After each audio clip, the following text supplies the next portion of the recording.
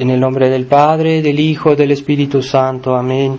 Ave María Purísima. Estimados hermanos, hemos escuchado esta objeción que hacen, como siempre, ¿verdad?, estos judíos que quieren tentar a nuestro Señor y querían sorprenderlo siempre en alguna respuesta, o en algún error, o en alguna respuesta en la cual pudieran encontrar ocasión para acusarlo, para difamarlo. Pero nuestro Señor, siendo Dios, pues no podían ellos con Él, y nuestro Señor siempre les dio la respuesta adecuada, la respuesta que los molestó más, al punto de que al final de su vida lo quisieron crucificar, porque no sabían cómo detener su sabiduría, detener sus palabras. Entonces, ellos que pues se la pasaban hablando del Mesías que debía venir, que era verdad porque Dios en el Antiguo Testamento los había destinado a este fin, ¿verdad? El fin del pueblo judío era recibir al Mesías.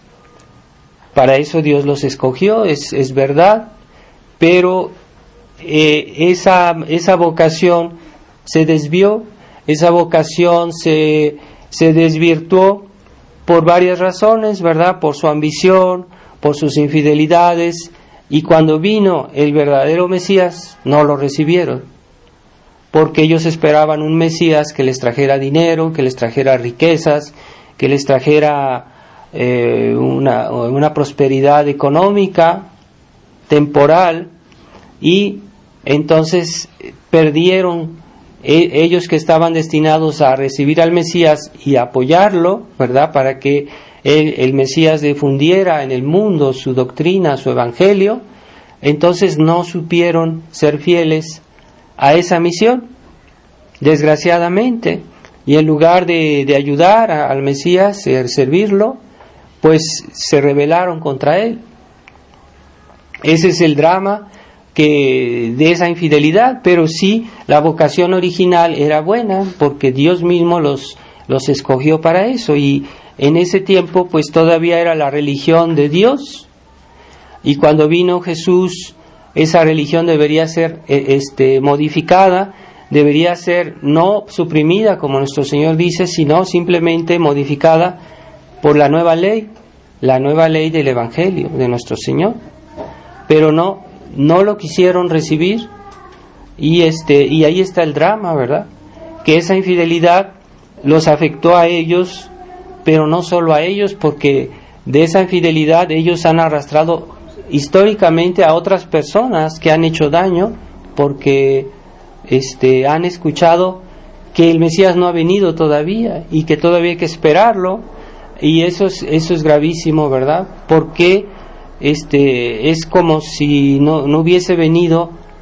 Aquellos que no lo han creído en él, es como si para ellos no hubiese venido y no pudieran recibir los beneficios de Jesucristo y de su iglesia.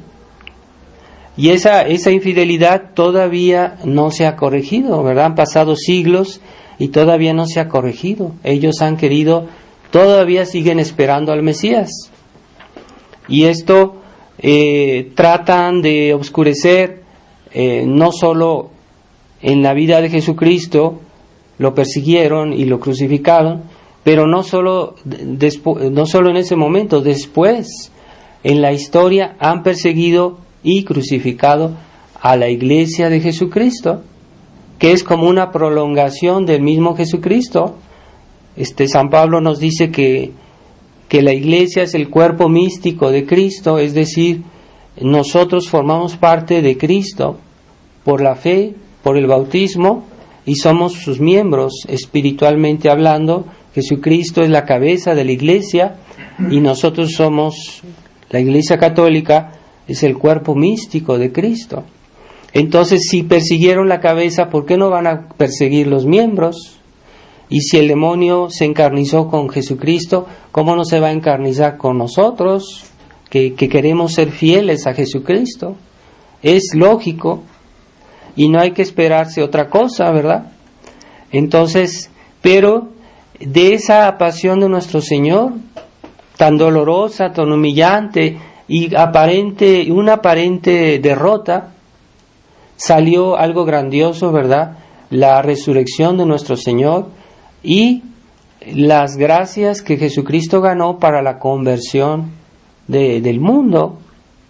Entonces, es una aparente derrota porque, si no, en ese momento preciso fue cuando Jesús venció, ¿verdad? Cuando fue vencido, pero Él venció porque en ese momento se obtuvo el perdón para la humanidad y las gracias necesarias a todos los hombres que queramos, que estemos dispuestos para salvarnos.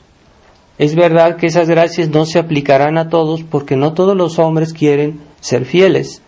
Muchos hombres resisten a Dios y aunque Jesús haya muerto por ellos, pues irán al infierno porque no han querido aceptar el influjo benéfico de la redención.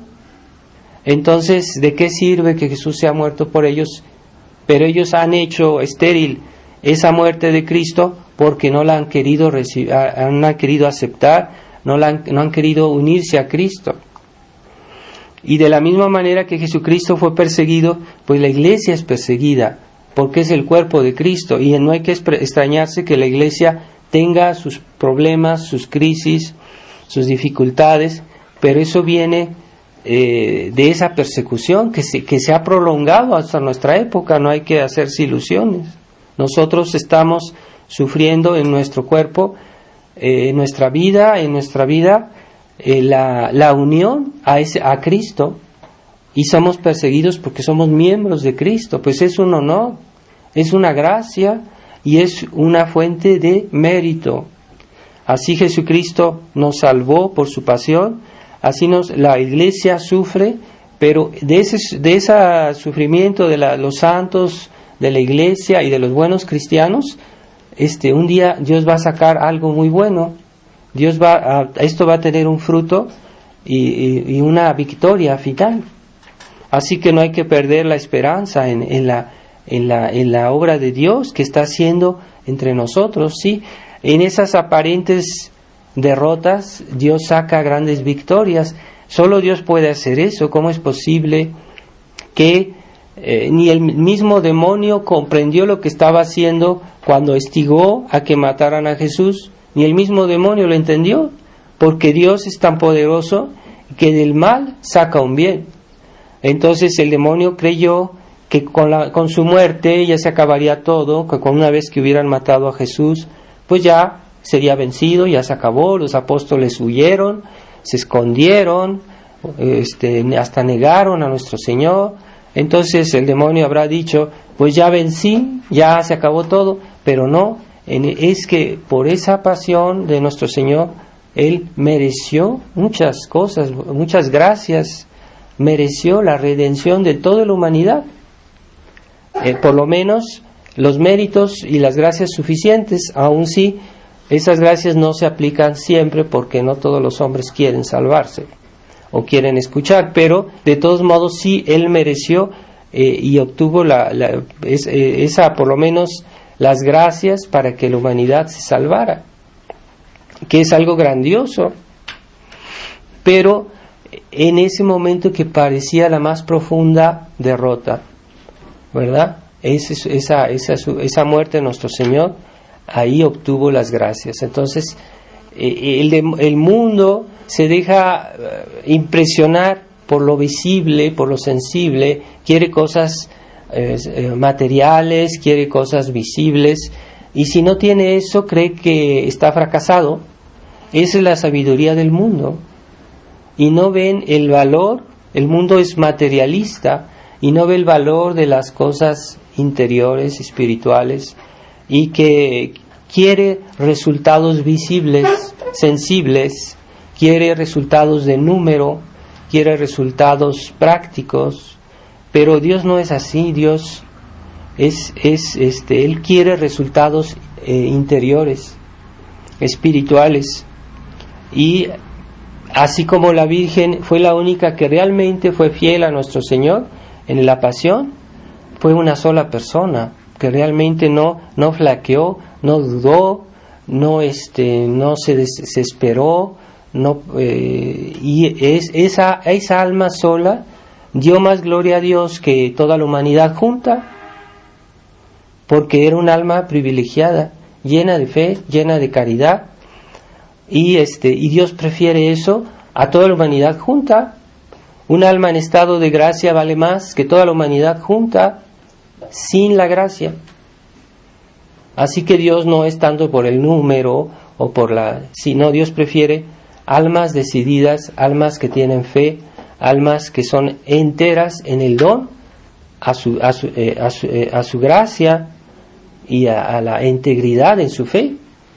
Así que a nosotros no nos dejemos impresionar por este mundo que tiene todo aparentemente, ¿verdad? Que tiene el dinero, la prosperidad económica, los medios materiales, ¿verdad? Que impresionan a esas personas que ven las cosas con los ojos de la carne, ¿verdad? Entonces se dejan impresionar, ¿verdad? Entonces ya la iglesia hoy pues ya no cuenta, la misa tradicional pues está anticuada, eso ya está pasado de moda y ya la gente no le da importancia. Y no, pues todos hacen otra cosa. Yo creo que es así, ellos lo ven como que es más importante porque hay más gente que piensa así o que obra así, pero Dios no se deja impresionar por el número. Dios no se deja impresionar por el número de personas. Dios no se deja impresionar por toda la humanidad. Aun si toda fuera infiel, Dios está con la alma fiel. Como en el caso de la pasión de nuestro Señor, pues esa época todo estaba sumido en el paganismo, y en el pueblo que debía ser fiel, pues todos estaban contra él, y entre sus mismos apóstoles todos dudaron, se flaquearon, huyeron, y solo quedó la Virgen María con Jesús. Como dice el Evangelio, estaba de pie junto a la cruz, o sea, con una actitud de firmeza y de confianza a Dios. Entonces esa alma sola dio más gloria a Dios que toda la humanidad junta. Ahí se ve que lo que Dios quiere y lo que más vale para nosotros es tener esa unión a Dios por la fe, por la caridad, y eso es lo que, para eso Dios hizo el mundo. ¿Para qué Dios creó el mundo? Nada más así para divertirse, ¿no? La iglesia, los santos, los teólogos nos dicen que Dios creó el mundo para su gloria. Pero esa gloria de Dios es se realiza en el alma del justo. Esa persona que cree, que ama a Dios, está dando gloria a Dios. Es la gloria más perfecta que se le puede dar a Dios, el tributo de nuestra fe y de nuestra caridad. Y Dios hizo el mundo para eso. Entonces, si hubiera en el mundo solo un alma que cree y que ama a Dios, y que todos perdieran la fe y perdieran la caridad, pues el mundo estaría ahí por esa alma. Dios hizo el mundo para esa alma. Y si todos lo niegan a Dios, pues San Agustín nos dice, ¿por qué existen los pecadores? ¿Por qué hay almas de pecadores? San Agustín nos dice, sí, el pecador existe porque o bien por dos razones, o bien porque un día se va a convertir y va a dar gloria a Dios, o bien para que el justo sea ejercido por el pecador, para que el pecador ponga a prueba al justo y el justo se santifique por las pruebas que le pone el pecador. Por eso existe el pecado, si no, no habría, este mundo no existiría. Y desde el momento en que nazca el último justo, el último elegido en este mundo, pues ese día se va a acabar el mundo, porque Dios hizo el mundo para los justos, y los pecadores están ahí para servir a Dios a pesar de ellos. Entonces Dios nos libre de estar en el pecado y de estar aquí simplemente en ese sentido, que esperando el infierno, ¿verdad? Esperemos que sean pocos los que estén en esa situación. Dios sabe bien cuántas almas están en estado de gracia y cuántas no. Esos son los secretos de Dios. Pero sabemos que, viendo cómo está el mundo, sabemos que son multitudes las que están en pecado mortal, y que muchísimas, ¿verdad? Tal vez más de lo que parece, y que están ahí Dios las deja, no porque el mundo esté hecho para ellos. Aquellos que van a ir al infierno están aquí para de alguna manera colaborar, no colaborar, sino permitir la glorificación de Dios. Porque los justos que ven este mundo, que ven esta abundancia de iniquidad, pues al sufrir de ver todo esto, se santifican, porque dicen, eso les causa dolor de ver esa situación, y eso es oportunidad para santificarse, para ofrecer a Dios sus oraciones, sus expiaciones, sus buenas obras, y eso los estimula en cierta manera a ser mejores, ¿verdad? Si todo el mundo estuviera bien, nosotros tal vez no seríamos tan ardientes en nuestra fe. ¿Por qué?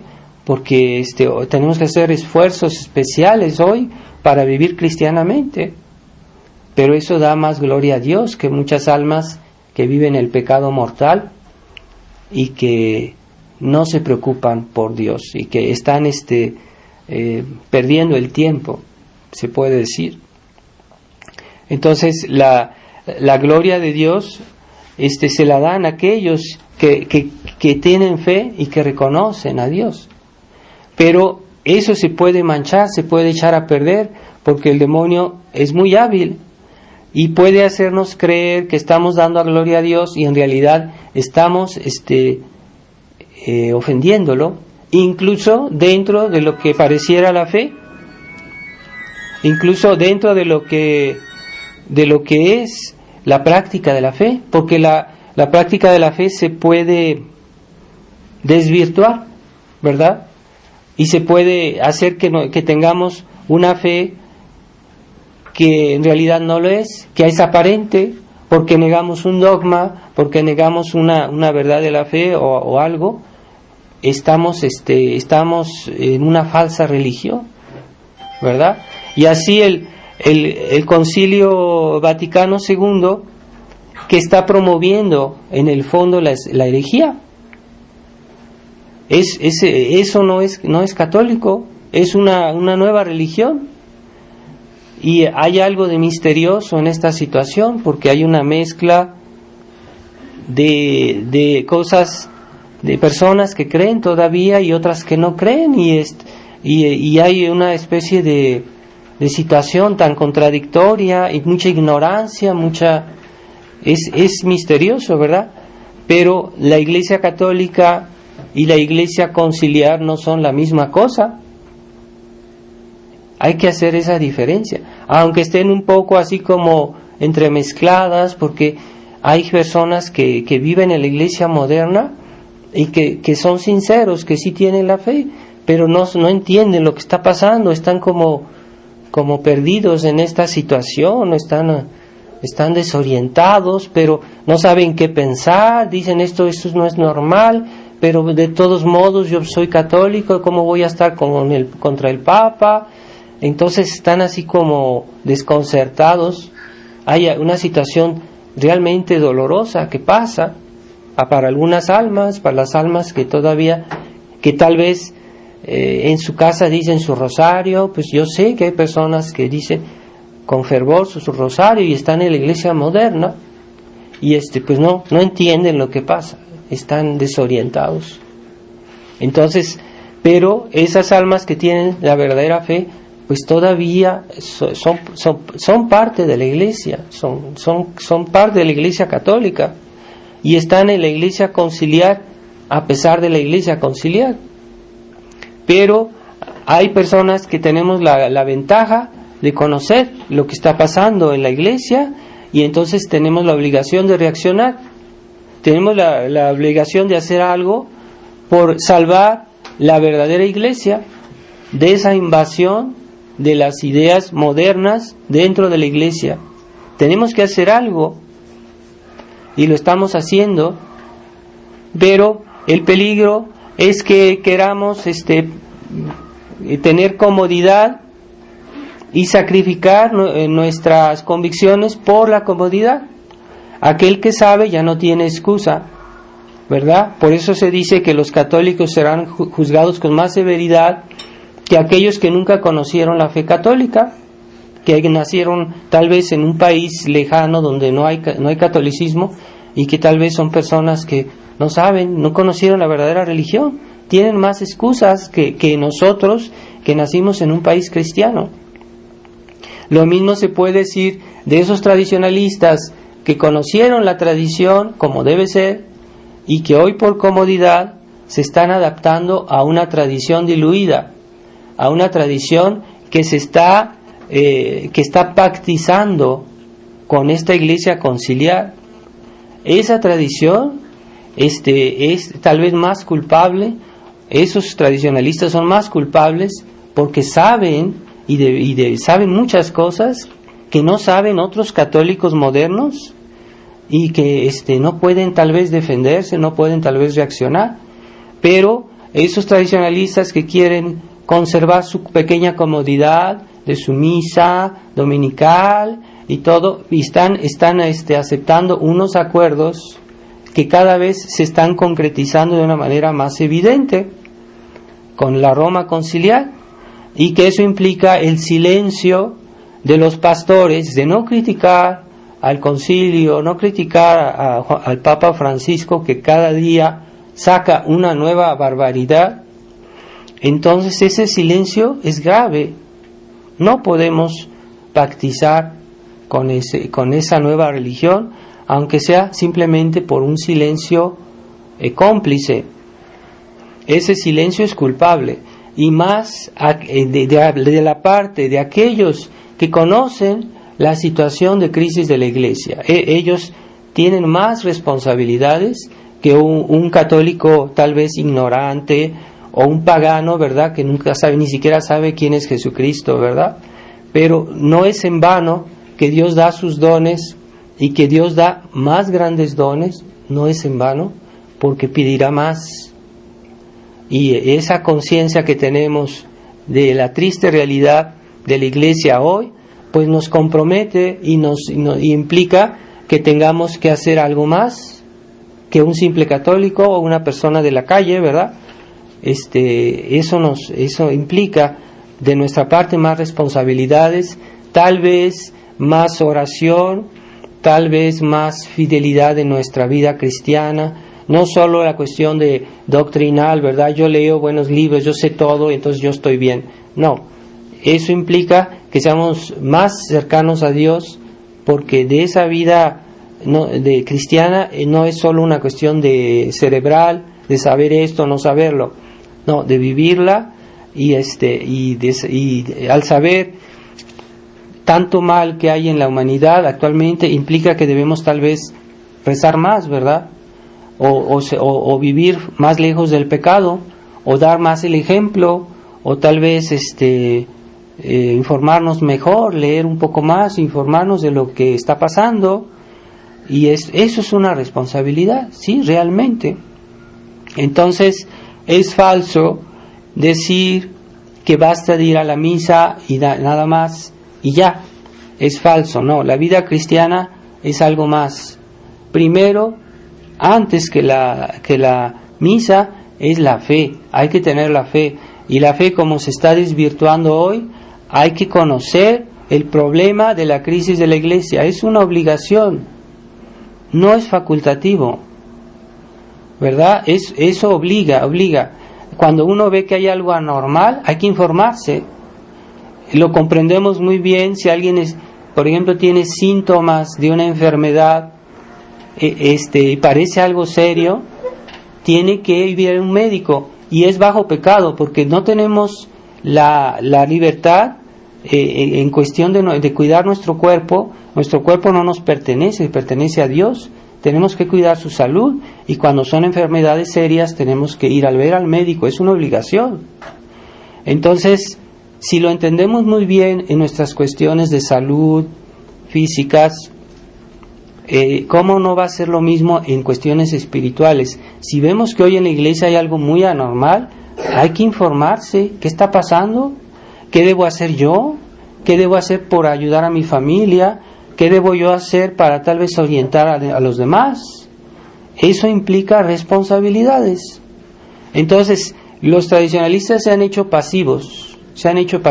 Los nuevos, la nueva dirección de la Fraternidad San Pío X han hecho que solo la misa, y fuera de eso nada. Y tal vez un poco de, no sé, un poco de vida cristiana, pero no es solo eso. Hay que conocer el problema de la crisis de la iglesia y saber por qué y cuáles son las soluciones. Es que es una cuestión de salud espiritual, no solo nuestra, sino de todos. Y así como una persona se expone al pecado, así también, por ejemplo, un cuerpo se puede exponer a una enfermedad. Si yo veo que hay una persona que tiene una enfermedad contagiosa, no me acerco porque me va a contagiar. Y eso también es una obligación, hay que cuidarse. Entonces, espiritualmente hablando, la iglesia conciliar es peor que una enfermedad. Es una enfermedad espiritual, este liberalismo ambiente. Hay que alejarse de esa gente. Contagia, ese espíritu liberal contagia. Entonces, ¿cómo vamos a vivir en la misma casa que los enfermos? ¿Cómo vamos a hacer pactizar con la iglesia conciliar y estar dentro de la iglesia conciliar y estar de buena salud espiritual? No se puede, es una contradicción, ¿verdad? Como yo no puedo, como decía en otra ocasión, yo no puedo irme a vivir en la cueva de los 40 ladrones, según eso, para convertir los 40 ladrones. Eso no es un método católico de conversión. Los apóstoles no hacían así.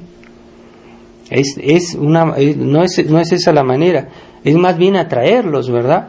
Y no ir a su casa, o vivir con ellos, vivir con sus y en paz, vivir en paz con sus malas costumbres, con sus malos hábitos, y yo voy a estar con ellos y no les voy a decir lo que pasa. ¿Cómo voy a entrar a la iglesia conciliar y después guardar silencio? ¿Esperar que, cómo va a ser por ósmosis, que se van a curar ellos? No, el evangelio se predica, se dice, se habla, y es la función de los pastores, ¿verdad? Principalmente, pero ya a nivel de los fieles, de los católicos, hay esa caridad, ¿verdad? Que a veces vemos a alguien que necesita un consejo, necesita tal vez una palabra de ánimo, algo, pues tal vez el sacerdote no hace todo. También los buenos católicos, también a nivel de amistad, a nivel de familia, siempre hay una palabrita, un buen consejo que se puede dar, si se puede, ¿verdad? Porque hay personas que están cerradas completamente a nuestras palabras, pero cuando tenemos oportunidad lo hacemos, ¿por qué no? Y aunque no estemos obligados en justicia, a veces estamos obligados en caridad, y es lo que la gente a veces no ve. Dice, no, yo no, ¿por qué tengo obligación de ocuparme de los demás? Yo no tengo obligación. Pues claro, en justicia no, pero en caridad tal vez sí. Así que la caridad es muy amplia, es muy amplia. Es cierto que no podemos hacer todo, pero algo podemos hacer. Lo que podemos hacer, hagámoslo bien. Y yo pienso que la primera vocación, la primera manera de ayudar es rezar. Nosotros está llenos de Dios para poder dar a los demás a Dios. Nosotros está llenos de fe y de nuestra doctrina, de la Iglesia Católica, para poder decir una palabra que valga la pena, para poder orientar a los demás, si nosotros sabemos qué decir, ¿verdad? Entonces, en nuestra época considero que es muy importante leer buenos libros, y de libros que nos explican lo que está pasando. Es muy importante, leer libros que nos explican lo que dice, lo que está pasando en la iglesia, porque si no, aunque tengamos buenos pensamientos, no estamos bien orientados, necesitamos algo más. Y hoy el que no lee también se pierde. Así que vamos a pedirle a nuestro Señor que nos dé esa fortaleza que Él nos muestra, ¿verdad? A pesar de estar rodeado de sus enemigos que le hacían objeciones, Él siempre sacaba una palabra justa. ¿Por qué? Porque Él era Dios y su palabra venía de su Padre.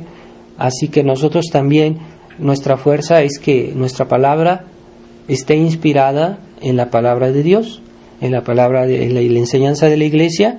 Ahí está nuestra fuerza, y lo demás es humo. Y pensemos que no perdemos el tiempo a pesar de las apariencias mundanas, que hoy muchos piensan así, que muchos obran así. No importa, lo que cuenta es que nosotros estemos bien con Dios. Dios es más que todos, más que todo el mundo, más que toda la humanidad. Esa relación que tenemos con Dios es la que debemos cuidar mucho. Y vamos a pedir a la Virgen María que nos dé su fidelidad, su amor a Dios, su fe, su esperanza inamovible en Dios. Ave María Purísima, en nombre del Padre, y del Hijo, y del Espíritu Santo. Amén.